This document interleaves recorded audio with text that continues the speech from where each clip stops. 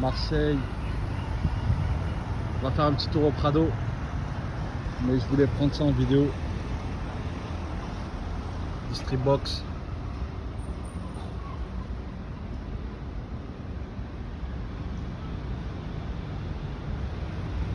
Voilà. Je suis un peu surpris de le voir ici. Je sais pas s'il fonctionne. Voilà. C'est vrai que je fais pas mal de vidéos ou d'interviews avec des artistes de tout bord, de tout genre, etc., etc.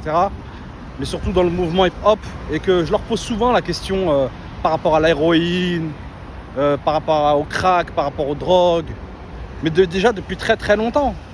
Par rapport au VIH, au sida, au sang contaminé, à 1983-84, toutes ces histoires-là, parce qu'en fin de compte, tout simplement parce que ma génération, on a été vraiment, on a eu peur, mais terriblement. Je ne sais pas si c'est le cas pour tout le monde de ma génération, mais en tout cas, on a eu peur de tout ça, grave. Parce qu'en fait, on l'a vécu en direct. C'est-à-dire que dans les quartiers populaires, on a vécu en direct l'hécatombe. C'est-à-dire la mort, le décès par overdose et aussi par rapport au VIH de personnes autour de nous, quoi. Voilà. Aujourd'hui, il y a eu beaucoup de progrès de ce côté-là. Que ce soit au niveau des dépistages ou au niveau de la manière dont c'est soigné, au niveau thérapeutique, des prises en charge, etc., etc. Moi, j'ai toujours été un activiste, en fait, par rapport à tout ça. Pour moi, le hip-hop, le rap, il sert à parler de ce genre de sujet-là, en fait. Et moi, pour moi, je ne peux pas ne pas faire le lien entre ce qui est arrivé dans les années 80, dans les quartiers populaires, et l'immigration. Tous ces phénomènes-là liés à la délinquance, la prison, le chômage, les maladies, la consommation de drogue, de tout type. Voilà. On voit bien, il y a des modes en fonction des époques, des générations. Aujourd'hui, c'est ringard de bédave une clope pour les jeunes, entre guillemets. Hein. Voilà. Alors qu'avant, on voyait ça dans tous les films, c'était banal. On ne savait pas qu'une personne sur deux mourait de son tabagisme. Et l'alcool, c'est vendu partout, c'est banalisé. Ça a détruit aussi énormément de vies aussi. Et l'association de tout ça, mélangé, et ça, nous, on l'a bien vu dans les quartiers, ça a causé des dégâts. Voilà. Et là, ce qu'on vient de voir, là, la machine qu'on vient de voir, elle a changé l'existence, elle a changé la vie de milliers de personnes en France, de millions de personnes en France. Parce que finalement, au bout du compte, il n'y a pas que dans les quartiers que ça se piquait et que ça prenait de l'héroïne. Partout. Mais les gens, ils étaient informés, ils ont été informés un petit peu plus tôt que dans les quartiers populaires où il n'y a pas forcément eu de prévention, en fait. Voilà. Donc, je ne suis pas en train de me justifier, mais pour moi, c'est important, en fait, de dire que oui, ceux de ma génération, c'est quand même des rescapés. Voilà. Mais quand même des rescapés par rapport à tous ces phénomènes-là. Aujourd'hui, ça va mieux aujourd'hui. Les gens sont vraiment informés, ils ont de la chance parce qu'on a des possibilités, des capacités aujourd'hui de leur expliquer en fait ce qu'il faut éviter de faire et les risques qu'il faut éviter de prendre pour causer des dégâts sur soi d'un point de vue somatique, etc., et psychique, et psychologique, etc., etc. Voilà, en tout cas, ça, moi, c'est mon côté activiste, militant, et moi, j'associe tout ça au rap, au mouvement hip-hop. C'est impossible de faire autrement. Quand on regarde le film New Jack City, même si on peut critiquer beaucoup de choses, ou Menace to Society par rapport à à tous ces phénomènes de drogue, du crack. On avait entendu parler du crack dans ces films-là. Parce qu'en France, c'était l'héroïne et la cocaïne, mais surtout l'héroïne. On entendait beaucoup parler de l'héroïne. Et là, ouais, effectivement, j'ai vu Faf Larage et Shuriken, qui est son frère, a fait un formidable morceau, Le Sachet Blanc. Et en fait, ouais, c'est ça, en fait. C'était ça le rap d'autrefois, d'avant, qui nous manque aujourd'hui. Ça ne veut pas dire que c'est nul ce qui se passe aujourd'hui, mais aujourd'hui, alors qu'avant on parlait des consommateurs, on parlait des dégâts que causaient tous ces phénomènes-là chez les gens qui habitaient dans les quartiers populaires, et ben aujourd'hui on met en valeur d'une manière ou d'une autre ce qui se passe de l'autre côté de la barrière, c'est-à-dire celle du côté des trafiquants, pas des consommateurs. Des trafiquants, et une mise en valeur, une mise en relief, une mise en perspective, une gestion artistique et de tout ce qui est lié à la gueudreau, à la drogue, qui cause énormément de dégâts aujourd'hui. Voilà.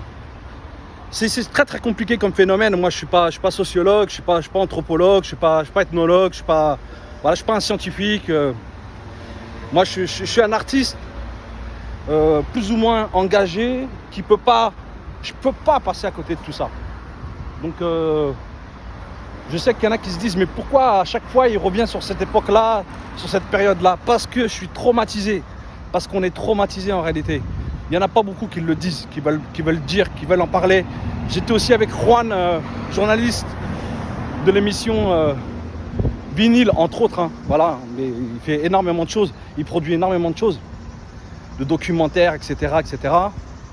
Et c'est pareil, avec lui, j'ai pu vraiment discuter longuement et faire une interview aussi par rapport à ce sujet-là.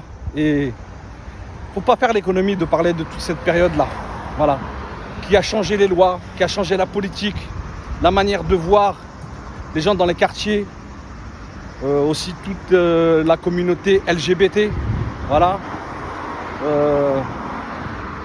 Tout ça c'est mélangé en fait. Parce que dans les quartiers populaires, il y a tout le monde, il y a toutes les couleurs, toutes les orientations sexuelles, etc., etc., etc. Là, le but, c'est pas de parler de ces sujets-là en profondeur. Le but, c'est pas de faire des raps par rapport à ces sujets-là en profondeur. Le but, pour moi, c'est d'avoir le point de vue d'artistes du mouvement hip-hop à ce sujet-là. Voilà, Hakimo. C'était une sorte de petite mise au point rapide comme ça à Marseille. J'ai saisi l'occasion parce que je me demande justement si dans les quartiers nord ou dans les quartiers sud ou dans le centre-ville, il y a des machines comme ça qui distribuent des seringues, des distri-box. Voilà, je sais pas. Voilà, je connais pas assez bien Marseille de ce côté-là, mais voilà.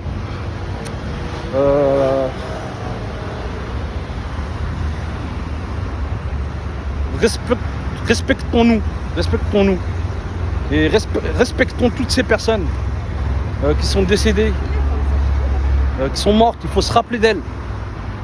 Il faut pas ne pas parler d'elles. Il faut parler d'elles, de toutes ces personnes-là qui ont une vie comme celle que nous on a et qui auraient voulu vivre, continuer leur vie sans être détruits par tout ça, parce qu'il y a une espèce d'effet de mode incroyable. Il y en a plein qui sont tombés malades en prison parce que l'histoire du sang contaminé, ils n'ont rien demandé à personne. Voilà, et attention, pareil, c'est dans le monde entier, hein. C'est pas que dans les quartiers populaires, c'est partout, hein.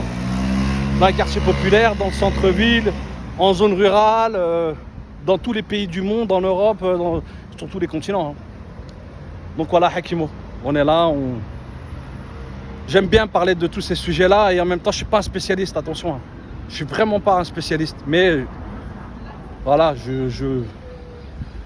j'aime bien, j'ai filmé, j'ai fait des documentaires, j'ai interviewé, je ne peux pas sortir ces images-là, je ne peux pas les sortir, mais j'ai interviewé des personnes qui aujourd'hui sont décédées en fait, et qui étaient polytoxicomanes, des personnes qui avaient le VIH, etc., etc. Et je peux pas sortir ces images parce que y a des problèmes de droit, les familles n'ont pas forcément envie qu'on parle d'eux, etc., etc. Voilà, on verra, peut-être je trouverai une solution, je trafiquerai les voix et je montrerai les visages, je m'arrangerai peut-être, ou peut-être mettre tout par écrit en fait, voilà, mettre tout par écrit et retranscrire leur discours par écrit, voilà. Je sais pas, peut-être qu'un jour je le ferai. En tout cas, voilà, c'est ça, mon message, c'est ça. Le rap, c'est pas que c'était mieux avant. Aujourd'hui, le rap, il est différent, mais il reflète l'époque. On a plus envie de parler des trafiquants, du parcours des trafiquants, que du parcours des consommateurs. Parce que c'est plus bankable, parce que y a du style dans tout ça. Et que manifestement, même si certains rappeurs font de la prévention et expliquent qu'il faut éviter de passer par ces parcours-là de délinquants, de déviants, de trafiquants, de gangsters, petits ou grands ou moyens, bah, le message sous-jacent qu'il peut y avoir, c'est en gros, il faut passer par là pour être un rappeur digne de ce nom et pour être reconnu en tant que tel. Voilà, en expulsant tout ce qui est lié au mouvement hip-hop initial. Vraiment mettre en valeur le fait que on a Big Rap, on le fait plus aujourd'hui parce qu'on fait de l'argent avec du rap, etc. Mais on est passé par là, on est crédible, on a la street crédibilité. Et ça, en fait, ça fait un petit moment que c'est comme ça. Et c'est comme ça en fait. C'est pas, même moi je le juge même pas, parce que moi ça m'intéresse. Hein. Que ce soit les rappeurs marseillais ou les rappeurs parisiens ou sénémarnais ou du 9-4, etc., etc., ou du 9-1 ou de tout ce qu'on veut, de Toulouse, de Strasbourg, de Metz, il n'y a pas de problème.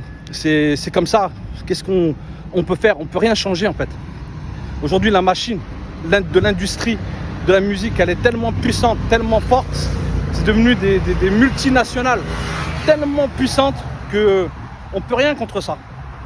Mais voilà, de faire des petites vidéos, de prendre le temps de parler de tout ça, de bien réfléchir, c'est bien, parce que ça peut permettre aux minots, s'ils ont envie de se renseigner, au moins de trouver de la matière. Et pas qu'il n'y ait rien du tout, concernant tous ces sujets-là. Parce que là, aujourd'hui, pour finir, les minots, ils savent pas ce qui s'est passé. Ils savent pas ce que nos grands frères, ils ont vécu. Ceux de notre génération, on a vécu concrètement. Ce qui les intéresse, c'est le présent et le futur. Le passé, bah, en même temps, tant mieux. En même temps, tant mieux. Mais bon, c'est comme ça. De toute façon,